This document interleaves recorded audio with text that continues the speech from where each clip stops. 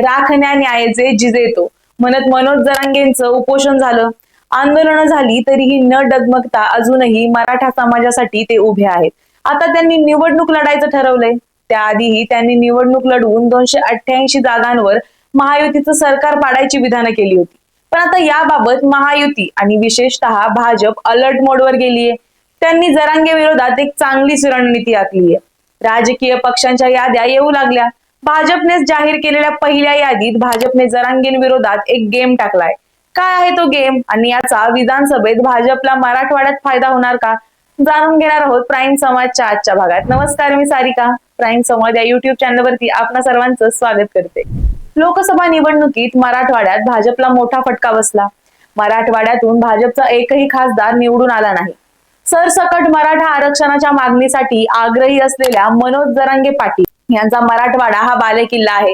त्यामुळे यंदाही मराठवाड्यात महायुतीला विशेषतः भाजपला फटका बसेल असा अंदाज व्यक्त करण्यात येतोय. त्याचबरोबर जरांगेंची देवेंद्र फडणवीस यांच्या बाबतीत सुपडा साफ, करेक्ट कार्यक्रम अशी विधानं गाजत असतानाच त्यामुळे आता या विधानांना सिरियसली घेऊन देवेंद्र फडणवीस यांनी मराठवाड्यात काय गेम टाकलाय हे पाहणं महत्वाचं ठरतंय. आता मनोज जरांगे यांना भिडायचं म्हणजे त्यांच्याच समाजाचे ताकदीचे उमेदवार असणं गरजेचं आहे. त्यामुळे देवेंद्र फडणवीस यांनी त्यांच्या पहिल्या यादीतील 99 उमेदवारांपैकी मराठवाड्यामध्ये एकूण 10 जागांवरती मराठा उमेदवार उभे केले. आता हे मराठा उमेदवार देवेंद्र फडणवीस यांना साथ देणार का, की जनता त्यांना साथ देणार, की खरंच त्यांचा करेक्ट कार्यक्रम होणार, जाणून घेऊया.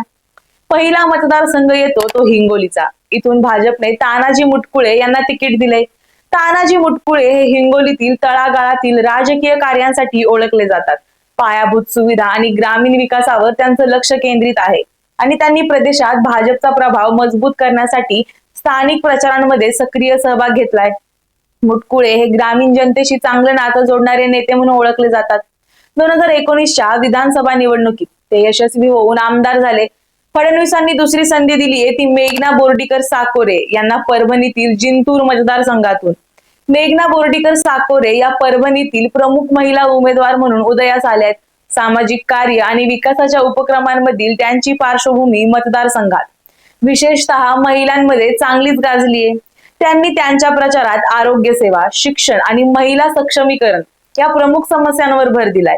जालनामधील परतूर मतदारसंघातून बबन लोणीकर यांना उमेदवारी जाहीर झाली. अनुभवी राजकारणी बबन लोणीकर यांनी राज्याच्या कारभारात अनेक भूमिका पार पाडल्या. जलव्यवस्थापन धोरणातील त्यांच्या कौशल्यासाठी त्यांना ओळखलं जातं. ग्रामीण भागातील पाणी टंचाई दूर करण्यात लोणीकर यांचं नेतृत्व महत्वपूर्ण ठरलं आहे, ज्यामुळे त्यांना विशेषतः कृषी समुदायांमध्ये लोकप्रियता मिळाली. संतोष दानवे यांना जालन्यातील भोकरदन मधून संधी देण्यात आली. संतोष दानवे हे जालन्याच्या राजकारणातील एक उगवतं व्यक्तिमत्व आहे. त्यांच्या कुटुंबाच्या प्रभावामुळे महाराष्ट्राच्या राजकीय परिदृश्याशी त्यांचा जवळचा संबंध आहे. युवकांच्या कार्यक्रमांमध्ये सक्रिय सहभागासाठी ओळखले जाणारे दानवे यांनी शैक्षणिक सुधारणा आणि तरुण लोकांसाठी रोजगाराच्या संधीसाठी प्रयत्न केले आणि स्वतःला या प्रदेशात एक प्रगतशील नेता म्हणून स्थान दिले. अनुराधा चव्हाण या संभाजीनगर मधील फुलंब्री मतदारसंघातून निवडणूक लढवणार आहेत. फुलंब्रीमध्ये अनुराधा चव्हाण यांना ग्राम विकास आणि महिला हक्कांबद्दलच्या समर्पणासाठी ओळखलं जातं. संभाजीनगर मधील स्वच्छता आणि आरोग्य सेवा यासारख्या मूलभूत सुविधांमध्ये सुधारणा करण्यावर त्यांचा प्रयत्न केंद्रित आहे. त्यांच्या संपर्कात येण्याजोग्या आणि सहानुभूतीपूर्ण शैलीला उपेक्षित समुदायांकडून पाठिंबा मिळालाय. संभाजी पाटील निलंगेकर यांना फडणवीसांनी लातूर मधील निलंगा मतदारसंघातून तिकीट दिले. माजी मंत्री म्हणून त्यांच्या योगदानासाठी ओळखले जाणारे सार्वजनिक धोरण आणि प्रशासनात संभाजी निलंगेकर यांची पार्श्वभूमी मजबूत आहे. त्यांच्या कार्यकाळात स्थानिक उत्पादकता वाढवण्याच्या उद्देशाने शैक्षणिक आणि कृषी धोरणांवर त्यांनी काम केलंय. आर्थिक उन्नतीवर लक्ष केंद्रित केल्याबद्दल त्यांना शेतकरी आणि शिक्षकांकडून भरीव पाठिंबा मिळतो. 7वा मतदारसंघ आहे लातूर मधील औसा विधानसभा मतदारसंघ. इथून अभिमन्यू पवार यांची उमेदवारी भाजपनं जाहीर केली. अभिमन्यू पवार पूर्वी वरिष्ठ नेत्यांचे सल्लागार आणि विश्वासू म्हणून काम केलेले म्हणून ओळखले जातात. ते प्रादेशिक विकासाची धोरणात्मक अंतर्दृष्टी आणतात.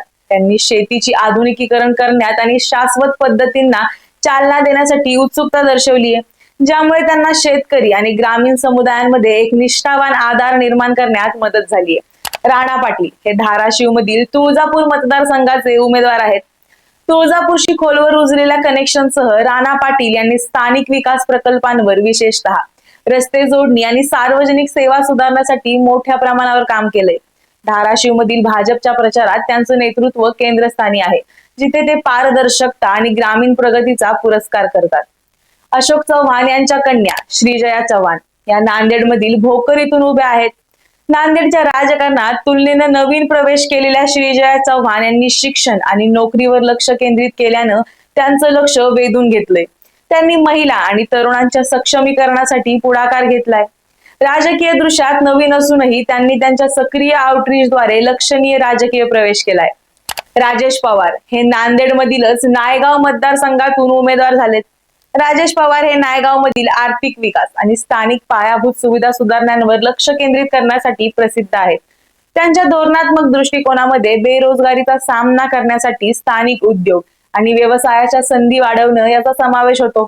त्यांची व्यावहारिक शैली उद्योजक आणि तरुण व्यावसायिकांसह व्यापक लोकसंख्येला आकर्षित करते. हे उमेदवार भाजपच्या वैविध्यपूर्ण दृष्टिकोनाचं प्रतिनिधित्व करतात. सरकारी अनुभव असलेल्या प्रस्थापित राजकीय व्यक्तींपासून ते सामाजिक आणि आर्थिक मुद्द्यांवर लक्ष केंद्रित करणारे उदयोन्मुख नेते. आता मराठा असल्याने त्यांना लाभ मिळेल का, ते मनोज जरांगे फॅक्टरला हरवू शकतात का, हे पाहणं महत्वाचं ठरणार आहे. लोकसभेला पंकजा मुंडे फॅक्टर बीड मध्ये पडला होता. यावेळी असंच होणार की ही निवडणूक वेगळी असणार, यावर एक नजर टाकूया. मराठा अस्मिता हा महाराष्ट्राच्या राजकीय परिदृश्यात एक महत्वाचा घटक आहे. विशेषतः मराठा आरक्षणासाठी वकिली करणाऱ्या मनोज जरांगे यांच्या नेतृत्वाखालील मराठा सक्रियतेची सध्याची लाट पाहता तो महत्वपूर्ण भूमिका बजावतो. मराठा असलेल्या उमेदवारांना खरोखरच फायदा होऊ शकतो, कारण त्यांच्या मतदारसंघातील मराठा समाज त्यांना अधिक अनुकूलतेने पाहू शकेल. विशेषतः जर ते आरक्षणाच्या मागण्यांना समर्थन देत असतील किंवा त्यांच्याशी जुळवून घेत असतील तरच. नाहीतर मनोज जरांगे फॅक्टरचा प्रभाव तसा गुंतागुंतीचा विषय आहे. तानाजी मुटकुळे, बबन लोणीकर आणि इतर मराठा उमेदवारांना त्यांच्या मतदारसंघातून मराठा आरक्षणाला अधिक ठामपणे पाठिंबा देण्यासाठी मोठ्या अपेक्षांचा सामना करावा लागू शकतो. ते भाजपच्या चौकटीत आरक्षणाच्या मागण्यांसाठी प्रभावीपणे वकिली करू शकले तर त्यांना अतिरिक्त पाठिंबा मिळू शकेल. तरीही जर ते या कारणाप्रती वचनबद्धता दाखवण्यात अयशस्वी ठरले तर त्यांना मराठा मतदारांचा एक भाग दुरावण्याचा धोका आहे. जरांगे यांनी संपूर्ण महाराष्ट्रातील मराठा समाजातील एक मोठा वर्ग एकत्र केलाय. त्याचा प्रभाव मतदारांना, विशेषतः पक्षनिष्ठेपेक्षा मराठा आरक्षणाला प्राधान्य देणाऱ्यांना प्रभावित करू शकतो. उमेदवारांना त्याच्या मागण्यांशी स्पष्टपणे जुळवून घेतल्याशिवाय किंवा मराठा उत्थानासाठी ठोस पर्याय सुचवल्याशिवाय त्याचा प्रभावाचा प्रतिकार करणं आव्हानात्मक वाटू शकतं. मराठा समस्यांशी बांधिलकी दाखवून आणि व्यापक विकास उद्दिष्टांवर लक्ष केंद्रित करून समतोल साधण्यात सक्षम असलेले उमेदवार मनोज जरांगे घटकाला तटस्थ करण्याची अधिक शक्यता आहे.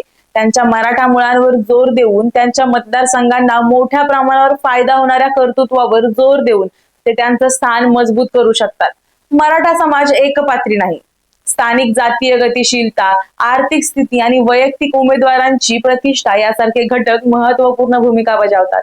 या विभाजनामुळे काही भागात जरांगेंचा प्रभाव कमी होऊ शकतो, कारण अनेक मतदार आरक्षणाच्या व्यापक आंदोलनापेक्षा प्रादेशिक आणि आर्थिक समस्यांना प्राधान्य देऊ शकतात.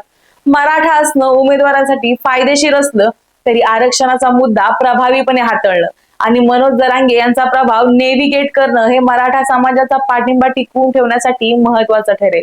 भाजपच्या धोरणांमध्ये ते मराठा प्रश्नांप्रती खरी बांधिलकी दाखवू शकतात आणि तरीही व्यावहारिक विकासाच्या अजेंडांसह व्यापक मतदारांना आव्हान करू शकतात. यावर त्यांचं यश अवलंबून आहे. त्यामुळे आता देवेंद्र फडणवीस यांनी मनोज जरांगे पाटलांच्या विरोधात खेळी खेळली आहे असं म्हणायला हरकत नाही. जर या उमेदवारांची कारकीर्द ही विकास केंद्रित असेल तर अर्थातच जनतेला आरक्षणापलीकडे विकास हवाय. त्यामुळे हे 10 फॅक्टर्स मनोज जरांगेंना भारी पडू शकतात. याबद्दल तुम्हाला काय वाटतं?